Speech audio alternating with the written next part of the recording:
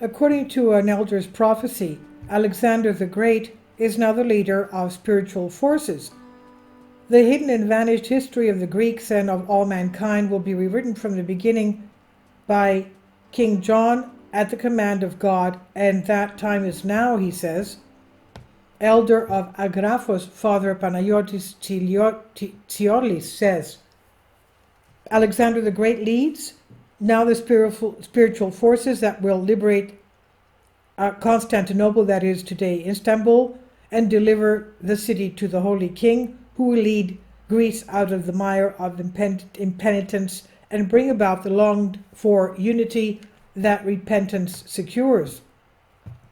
Alexander the Great is holy. This holy young man was not a conqueror, but civilized the peoples. He introduced them to the greatness of the Greek language, the language of angels, the language of heaven, he says. He says that because the New Testament was written in Greek. He brought them civilization, and do you know why our Christ took him to himself in the prime of his life? Because he wanted to keep him immaculate and clean, to protect him from mischief and Babylonian debauchery. After all, he had completed the work that God had assigned him.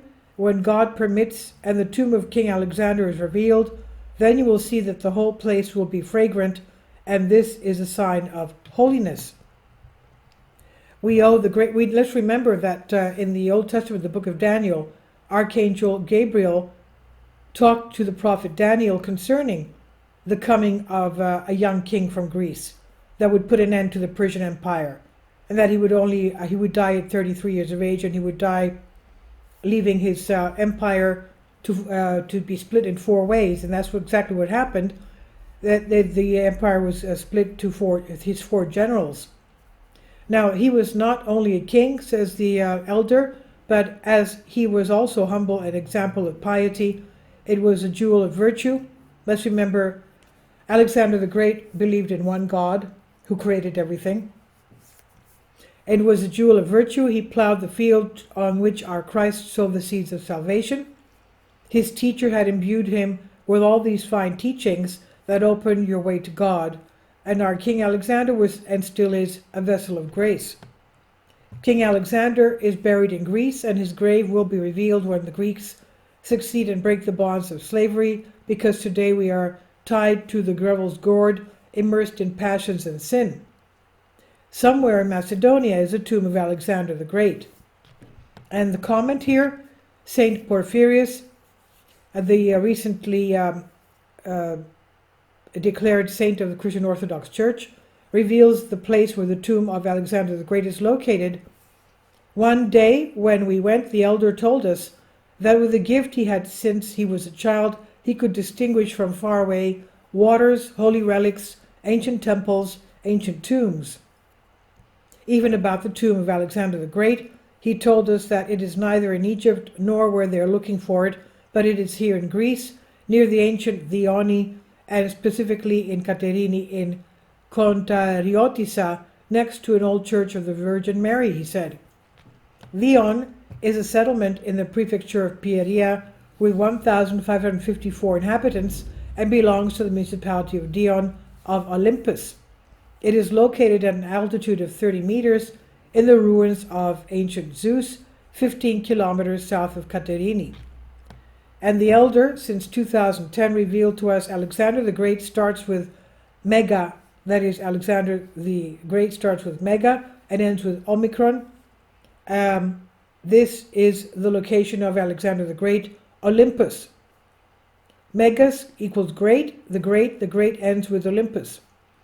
My elder, since 2012, said, from here and beyond you will need a lot from the warriors of God, just like the one who protected Alexander the Great, so will protect Greece in these days to come. Alexander the Great died at 33 years old. Elder of Agraphos says Alexander the Great is in front and leads the spiritual forces that will take the city, meaning Constantinople, today Istanbul, Istimpoli, meaning Istanbul. Andidikos knows the holiness of Alexander the Great. That is why he has unleashed all his organs at home and abroad, and sometimes they slander him, sometimes as a murderer, sometimes as a murderous conqueror, to tarnish his memory and his work. the Vatican moved to establish pseudo-multicultural state, calling it Macedonia. And however, the day when Skopje will be dissolved, no matter how much of our pseudo-politicians and foreigners want to support this, Alexander, the elder of scribes, Father Panayotis Tsioli, said. And St. Paisius had also spoken about Alexander the Great, revealing something shocking. He said, as people, we have a great responsibility towards God. Since ancient times, God has shown us special favor, and it was in his providence to create the vast state of Alexander the Great, so that he could transmit the lights of Greek civilization to barbarians, and in particular the Greek language, so that the gospel could be more easily spread through it. Alexander the Great was not a pagan. St. Gregory the theologian mentions that beautiful moment during which Alexander magnanimously spared the life of the defeated king of the Indians, Porus, and makes the surprising remark, and he had the fortune of daring to be a philanthropist. That is, charity was the one who gave Alexander his unparalleled and inexhaustible courage. And when, after the capture of a certain city, Parmenion, seeing him as a thinker, advised him not to pity the city, St. Gregory the theologian reminds us that Alexander the Great answered him, "Your knowledge, Parmenion, is cruelty. My characteristic, however, is meekness, and my desire that the vanquished state should not be in danger." St. Gregory of Nyssa writes how the sages admire the Macedonian king, that is Alexander the Great, for his quote, "My treasure is my friends." The treasure is in my friends. St. Porphyrius reveals the place where the tomb of Alexander the Great is located, as we said, in Dioni Katerini in Gandariotisa, next to an old church of the Virgin Mary. By God's command, Alexander the Great, elected from the womb, went to prepare the awkward and dark world of the East, to later receive the light of the gospel from the Greek apostles. It is transmitted culture, Greek literature, arts, Greek language, and this language would be spoken by the later apostles of Christ. At least 350 years after the death of Alexander the Great, a Jew named Joseph ben Mattatiah discovered that he had not only passed through Jerusalem, but had also worshipped the high priest. That's where the priest told him about the prophecy of the book of Daniel given by the Archangel Gabriel concerning Alexander the Great.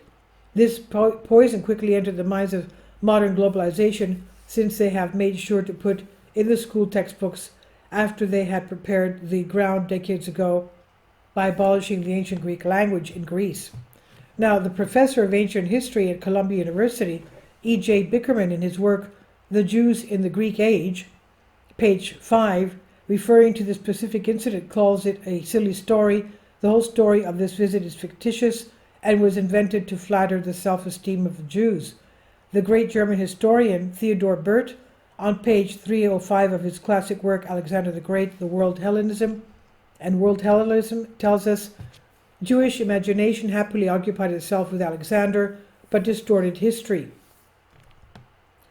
And my elder says, from here on you will need a lot of God's warriors, just like the one who protected Alexander the Great, so will protect Greece in the days to come. And this I've translated for you from a Greek article. Please leave your comments, and thank you for your support. Kindly support my Patreon account. The daily posts are 5 videos daily, and they are totally different from what I have on my YouTube channel. Thank you so much for your support, and that you find all my content so interesting. You'll find the Patreon account details in the description box below.